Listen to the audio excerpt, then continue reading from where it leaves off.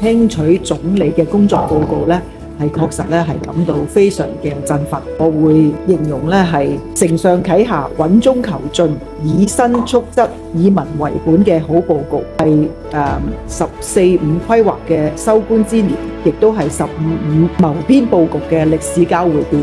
喺香港嘅部分咧，亦都充分體現咧中央政府對香港嘅關懷，多次勉勵香港咧要積極融入同埋服務國家發展大局。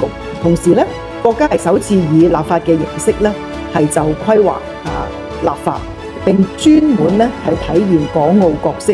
十五五規劃綱要嘅草案咧裏邊咧都有專章咧係港澳嘅。咁呢啲內容咧對於未來香港制定5年規劃咧都具有參考同埋好重要嘅指導意義嘅。咁我相信我哋各界咧都會深入去學習，我哋咧亦都會咧做好調研嘅工作，收集市民嘅意見。